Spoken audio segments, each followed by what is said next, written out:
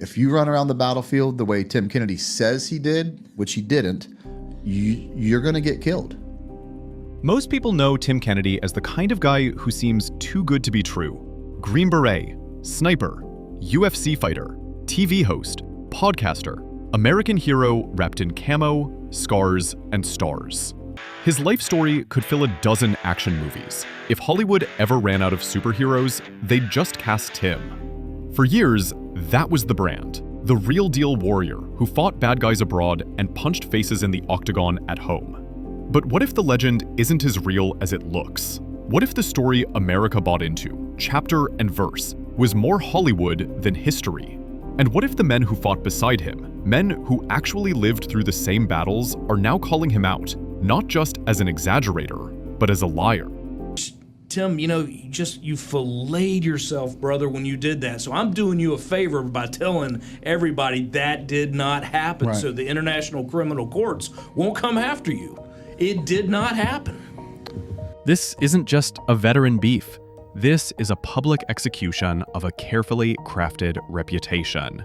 And the hit job isn't coming from internet trolls. It's coming from Tim's own brothers in arms. Grab the popcorn, because this one's messy. Tim Kennedy, for years, has been a staple of what people now call the vetfluencer world. Alongside Jocko Willink, Sean Ryan, and others, he's carved out a niche as the tough love, no excuses military man who tells it like it is. His resume has always been his armor. A long career in special forces, a UFC run that spanned over a decade, and friendships with A-list influencers like Joe Rogan.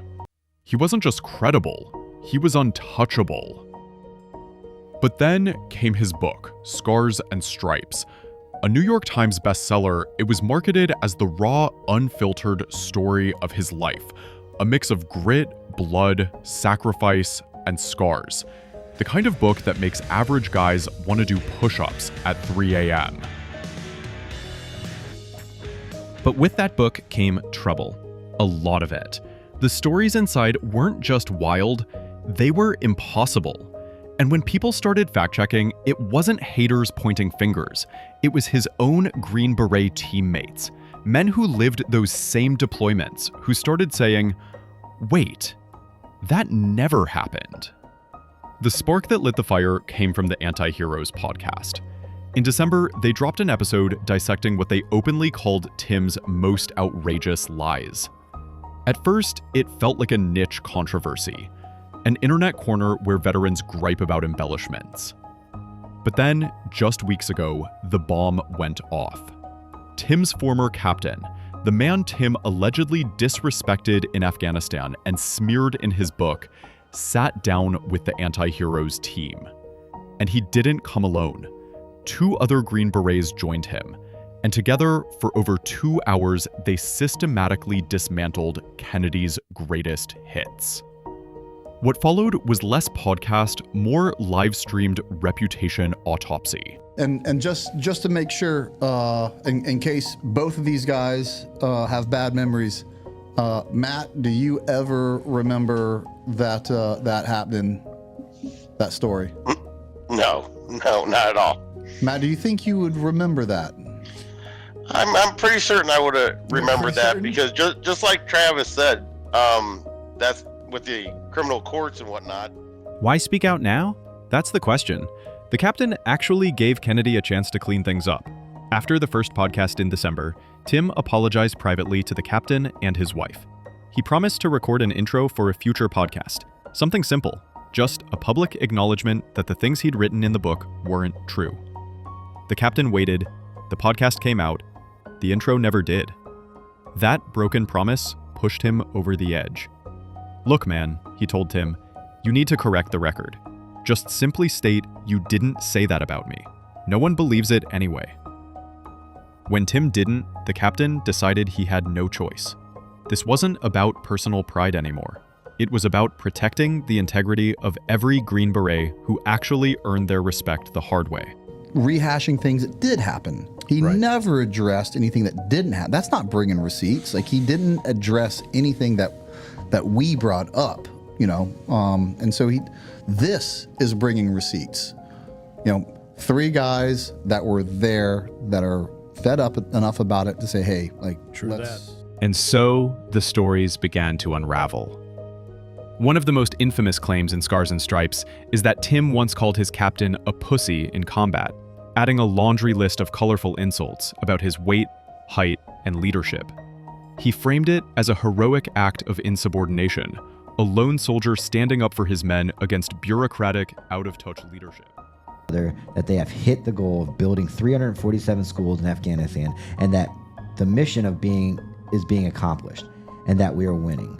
But I don't have any of those guys to yell at. I have this poor captain who probably feels the same way I do and has his hands tied behind his back, but I don't care because he is here and they aren't.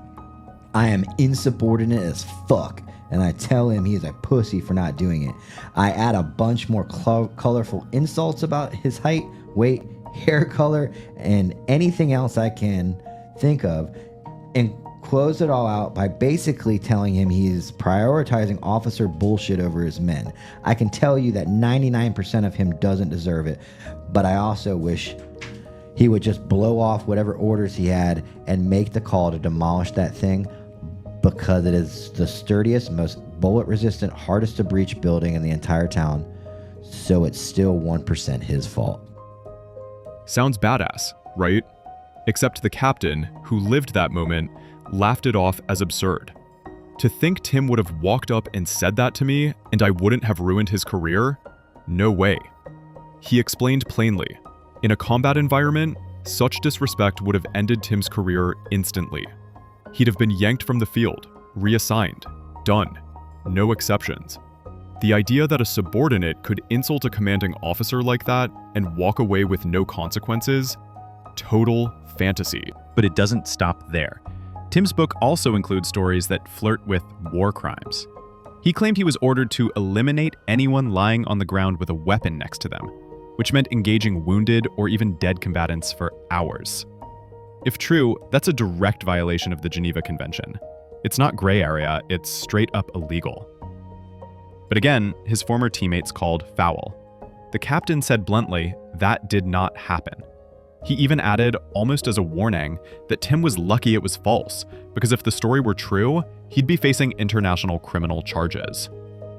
In other words, by trying to sound hardcore, Tim accidentally painted himself as a war criminal. The embellishments weren't just dark, they were bizarre. Other stories sound like direct ripoffs from war movies. At one point, Tim claimed he and a buddy fought off 400 Iranian fighters. RPGs flying, ammo running dry, a desperate last stand. It reads like a Hollywood script. His captain, after reviewing every single intel brief from that time, said there was not one word of any Iranian fighters in their sector. Total fabrication. Another tale had Tim single-handedly eliminating 20 combatants in a tower, straight out of Saving Private Ryan. His teammates laughed out loud at that one. You think one guy could sit in a tower sniping 20 dudes over 2 days and no one would notice? We'd all have been on high alert. The absurdity was obvious. Smaller lies cut deep. Stories of throwing grenades into mud huts or taking out 9 guys at once might sound like bravado, but they carry weight. In the military, actions like that earn Valor Awards. And Tim has claimed repeatedly that he got those awards, but his record doesn't show any. None. The veterans on the podcast called it exactly what it is: textbook stolen valor. Not just exaggerating, but falsely claiming recognition that never came. Have any Valor Awards, and I'm not knocking him for not having Valor Awards. That's not what it's about. Right. It's about saying that you have them. It's about saying that you have so many of them that you got one every deployment and that you don't. That is stolen valor. That is textbook stolen valor, especially, and that's every one of these instances we're actually talking about is stolen valor, and probably would have gotten you a valor medal if any of these things were true. But it just didn't happen. The fallout has been brutal. Among veterans, especially special forces, Tim's credibility is in free fall. Battalion sergeant majors, command sergeants, high-ranking Green Berets, men who live by the quiet professional ethos, are now openly saying they want his tab pulled. In military culture, that's the ultimate disgrace. It's not about envy, it's about honor. Lying in a book is bad enough. Lying in front of millions on the Joe Rogan Experience and other huge platforms, that's unforgivable. And how did Tim respond? By deflecting. When anti-heroes dropped their first expose, he didn't address the lies. He said the podcast was just doing it for money, chasing sponsors and clout. He called their actions shameful and disgusting. But notice what he didn't do. He didn't refute the claims. He didn't provide evidence. He didn't even argue the details, just waved it away as a cash grab. And when you're having Memorial Day and I can't remember their names, I sit down and try to jot the names. And I'm on a podcast, there's lights on, and then I forget one of those names. Yeah, it freaking sucks. And for you to insinuate that I don't care about them, fuck you. Just fuck you. And I can keep going and going and going. But no matter how many things there are, and no matter how many answers I give, there will never be enough for some people. There'll always be about, but what about this? Or what about that? So I'm just gonna stop here. It's shameful, and I think it's disgusting when somebody is pretending to be in a moral high ground, but they're attacking other veterans that is really just financially based. They're doing this to make money. They're doing this and they're attacking specific people like Jocko Willink, who's an amazing leader, who's an amazing person that put all of his faults into his book. That is exactly what I did with my book. That book is a history of faults. And the person that I was in the Creek Gang in the first chapters is not the same person that went to Iraq. That was not the same person that went to Afghanistan. And that was not the same person that after I came back from the Valley of Death, went to Afghanistan again to help during the evacuation. The irony is painful. Tim Kennedy didn't need to lie. His real life is already incredible. Few people on Earth can say they served in special forces and fought at the highest level of the UFC.